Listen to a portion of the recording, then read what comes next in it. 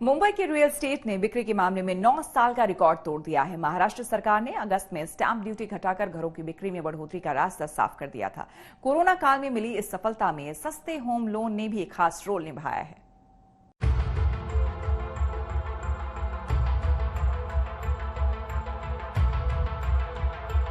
रोजगार को रफ्तार देने, इकोनॉमी को पटरी पर लाने के लिए रियल एस्टेट और ऑटोमोबाइल सेक्टर में तेजी जरूरी है। कोरोना में प्रॉपर्टी की घटती बिक्री को बढ़ाने के लिए महाराष्ट्र और कर्नाटक जैसे राज्यों ने स्टैंप ड्यूटी कम करके बिक्री बढ़ाने का दांव चला। ताजा आंकड़ों के मुताबिक महाराष्ट्र सरकार का ये दांव एकदम सही निशाने पर बैठा है। स्टैंप ड्यूटी में कटौती के असर से मुंबई में घरों की बिक्री नवंबर में 67% बढ़कर 9,301 यूनिट्स रही। पिछले साल नवंबर में मुंबई में 5,574 घरों की बिक्री हुई थी। बीते 9 साल में नवंबर में हुई ये सबसे ज्यादा बिक्री है।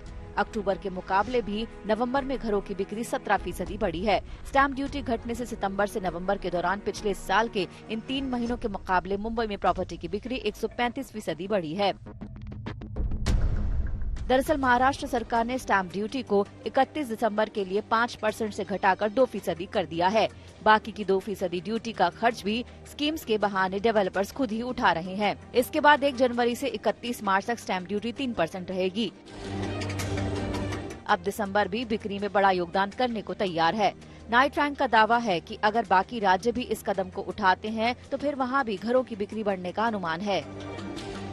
मुंबई में हमने इतना बेहतरीन सेल्स सिर्फ इसलिए देखा है कि स्टैंप ड्यूटी रिडक्शन काफी हद तक कम कर दिया गया। स्टैंप ड्यूटी रिडक्शन काफी हद तक कर दिया गया था, जिससे कॉस्ट काफी हद तक कम हो गया था। तो मेरा मानना है कि अगर बाकी स्टेट्स की सरकारें भी अगर इस तरह से स्टैंप ड्यूटी रिडक्शन करें और दरें कम करें तो मेरे हिसाब से इसका बूस्ट और इसका फायदा जरूर सेल्स में मिलेगा और मार्केट को वापस लाने में डेफिनेटली मदद मिलेगी। महाराष्ट्र में जहां पे एक बहुत सब्सटैंशियल रियायत दी गई है स्टैंप ड्यूटी को लेके, वहां स्पेशली पुणे और बॉम्बे जैसे मार्केट में हमारी सेल में तकरीबन 77% का उछाल आया है। ये एक बहुत ही पॉजिटिव साइन है, स्पेशली इस चीज को ध्यान में रखते हुए कि कोविड के बाद रियल एस्टेट की सेल्स बहुत नीचे या नेग्लिजिबल हो चुकी थी। वहां इस रियायत की वजह से ना ही सिर्फ रियल एस्टेट सेल्स पुराने लेवल पे पहुंची है, बट उससे ऊपर निकल चुकी है। दिल्ली एनसीआर समेत देश भर के कई राज्यों में डेवलपर्स का मानना है कि अभी तक बिक्री में सुधार कम ब्याज दरों और प्रॉपर्टी के दाम घटने से हुआ है। अगर स्टैंप ड्यूटी घटाने का फैसला सरकार करेगी तो कारोबार को दोबारा सामान्य हालत में लाना आसान हो सकता है। इनफैक्ट अगर टोटल वॉल्यूम की बात करें तो सिंस स्टैंप ड्यूटी ज्यादा है और अभी ट्रांजैक्शन रेट कम है तो ओवरऑल वॉल्यूम जो रेवेन्यू को आता है उत्तर प्रदेश सरकार को वो भी अभी कम आ रहा है। अगर ये स्टैंप ड्यूटी कम करके वॉल्यूम को काफी अचीव कर लेते हैं तो मुझे लगता है कि टोटल जो स्टैंप ड्यूटी कलेक्शन है वो भी उत्तर प्रदेश सरकार की बढ़ेगी। तो इसके लिए दोनों का ही फायदा होगा, रियल एस्टेट इंडस्ट्री का, एंड कंज्यूमर का और स्टेट रेवेन्यू का। हालांकि ऐसा नहीं है कि बिक्री बढ़ने से सरकार का रेवेन्यू भी बढ़ा हो। अगर नवंबर 2019 के मुकाबले देखें तो उस महीने महाराष्ट्र सरकार को स्टैंप ड्यूटी से 428 करोड़ का रेवेन्यू मिला था। वहीं इस बार नवंबर में घटकर 287 करोड़ रह गया है, लेकिन सितंबर में 180 करोड़ और अक्टूबर के 232 करोड़ के मुकाबले ये बढ़ा है। साफ है कि बिक्री बढ़ने से रियल एस्टेट को रफ्तार मिली है और मासिक आधार पर सरकार का भी स्टैंप ड्यूटी कलेक्शन बढ़ा है। यानी ये प्रोग्राम सफल साबित हुआ और अब दूसरे राज्यों की सरकार को भी इसको आजमाना चाहिए, जिससे उनके रेवेन्यू बढ़ सके और लोगों को सस्ता घर मिल सके। साथ ही रोजगार और रेवेन्यू देने में रियल एस्टेट की रफ्तार भी तेज हो सके। आदित्य किराना के साथ आज तक ब्यूरो।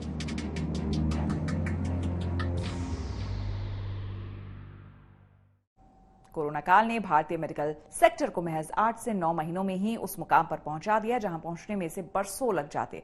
यही नहीं, वैक्सीन से लेकर टेस्टिंग तक कोरोना की हर नई खोज में भारत समेत दुनिया भर में भारतीय मूल के लोग जलवा बिखेर रहे हैं।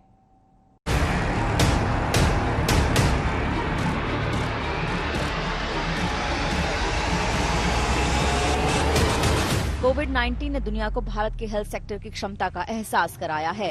भारत ने अपनी पुख्ता रणनीति के दम पर कोरोना को कंट्रोल रखने के लिए वैक्सीन से लेकर टेस्टिंग तक हर एक मोर्चे पर भारतीयों ने दुनिया भर में अपनी छाप छोड़ी है। पहले भारत सरकार मेडिकल क्षेत्र में हर महीने 4,000 करोड़ रुपए खर्च करती थी, लेकिन कोरोना काल में ये आंकड़ा 13,000 करोड़ तक जा पहुंचा है। ये खर्च स्वास्थ्य सुविधाओं, इंस्टीट्यूशनल रिसर्च और अलग अलग प्रोजेक्ट्स को लेकर बढ़ावा देने के लिए किया जा रहा है। ये उपलब्धि इस मायने में और खास है क्योंकि ग्लोबल हेल्थ इंडेक्स में भारत का 115 देशों में 57वां स्थान है। ऐसे में डर था कि कहीं इतनी बड़ी आबादी का देश भारत इस महामारी के सामने घुटने न टेक दे, लेकिन ऐसा नहीं हुआ और देश के वैज्ञानिकों की रिसर्च और सफल इलाज के दम पर कोरोना का डटकर मुकाबला किया गया है। यही नहीं, अब दुनिया भर की फार्मा कंपनियां किसी न किसी रूप में भारत से जुड़ी हुई हैं। यहाँ पर कई कंपनियों के ट्रायल अलग अलग फेज में चल रहे हैं। India is the pharmacy to the developing world, and we take this opportunity with utmost seriousness and integrity. India's world-class research institutes have spearheaded the campaign against COVID-19 and are currently working towards facilitating capacity building for producing, distributing, and administering the vaccine. As I speak here, 260 vaccine candidates are in different stages of development globally. Out of these, 8 are scheduled to be manufactured in India, including 3 indigenous ones. Corona काल में प्रधानमंत्री ने इस आपदा को एक अवसर के तौर पर बदलने का जिक्र कई दफा किया। इसका असर भी कई सेक्टर्स में देखने को मिला। खासकर मेडिकल क्षेत्र में बीते 7 से 8 महीनों में स्वास्थ्य और रिसर्च से जुड़ी जो तरक्की देश ने की है, वो सामान्य हालत में करना मुमकिन नहीं था। यही नहीं, रोजगार को बढ़ावा मिलने का असर ये हुआ है कि 100 से ज्यादा स्टार्टअप्स कोविड-19 की चुनौतियों से निपटने के लिए प्रोडक्ट्स तैयार कर रहे हैं। While we are focused on developing a vaccine, we are simultaneously working towards leveraging our efficient and vast vaccine distribution network. We have analyzed our present requirement and are working towards augmenting our capacities, healthcare infrastructure and workforce. Leveraging the existing digital interventions in our immunization programs, India is working at breathtaking speed for building an advanced digital platform called CoWIN, which inter alia will allow citizens to self-register for vaccination, monitor their status and be provided with a QR code-based electronic vaccination certificate. Corona vaccine के निर्माण में भी भारतीयों की खासी भूमिका रही है। भारतीय मूल की नीता पटेल नोवावैक्स कंपनी का कोरोना टीका बनाने की टीम को लीड कर रही है। खास बात यह है कि उनकी टीम में सभी सहयोगी वैज्ञानिक महिलाएं हैं। फिलहाल नोवावैक्स के वैक्सीन कैंडिडेट का डेटा नहीं आया है, लेकिन शुरुआती फेज में टीका वायरस पर असरदार साबित हुआ है। टेस्टिंग से जुड़ी तकनीक विकसित करने के मामले में भी देश के लोग यहाँ और विदेशों में नए कमाल कर रहे हैं। IIT दिल्ली ने कोविड-19 टेस्टिंग किट तैयार की है, जो पेप्टाइड बेस्ड एलिसा टेस्ट से कोविड-19 एंटीबॉडीज का घर बैठे पता लगा सकते हैं। अमेरिका के भारतीय मूल के वैज्ञानिकों ने कागज पर आधारित टेस्ट विकसित किया है, जिससे 5 मिनट में वायरस का पता चल सकता है। जानकारों का ये भी मानना है कि भारतीयों के दम पर टेस्टिंग की दुनिया आने वाले वक्त में एकदम बदल सकती है।